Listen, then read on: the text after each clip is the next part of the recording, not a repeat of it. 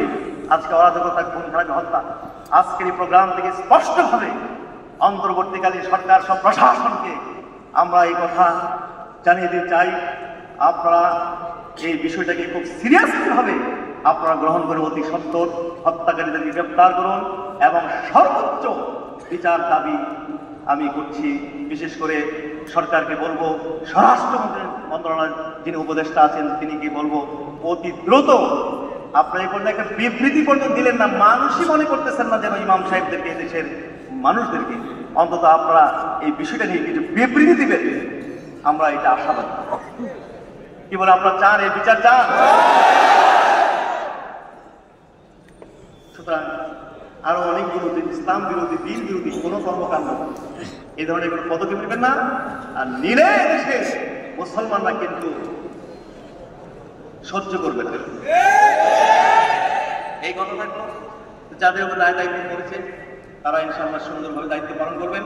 পরবর্তীতে জেলা কমিটি হবে, উপজেলা কমিটি হবে, ওয়ার্ড, ইউনিয়ন, তৃণমূল পর্যায়ে, স্কুল, কলেজ, বিশ্ববিদ্যালয়, সচিবালয়, মন্ত্রণালয়, বাজার, গার্মেন্টস, সর্বত্র আমাদের সংগঠনকে এটা একটা মানে স্ট্রাকচার, সাংগঠনিক স্ট্রাকচারে এই তরিকত ভিত্তিক, তাসাউফ ভিত্তিক এই সংগঠনকে আমরা এস্টাবলিশ করবো। আল্লাহ তাআলা যেন কবুল করেন, আমাদেরকে সাহায্য করেন। সকলেকে ইনশাআল্লাহ বাংলাদেশ তালিমি হিজবুল্লাহর আমলার নিচে আসতে রাজি আছেন? বাংলাদেশ ইসলামী ছাত্র কাফেলার, যুব কাফেলার আমরালার নিচে, সাভার নিচে আমরা ঐক্যবদ্ধ হতে সবাই রাজি আছি? সবাই বলতে পারবেন সবাই ইনশাআল্লাহ? আল্লাহুম্মা আমিন। পরবর্তী ইনশাআল্লাহ সময় সুযোগে প্রোগ্রামগুলোতে আরো গুরুত্বপূর্ণ কথাবার্তা হবে। আমি মোবারকবাদ জানাই আমাদের, বিশেষ করে আজকে এই প্রোগ্রামকে বাস্তবায়নের জন্য যিনি বেশি পরিশ্রম করেছেন, আমাদের জনাব শাহ আলম সাহেব যুগ্ম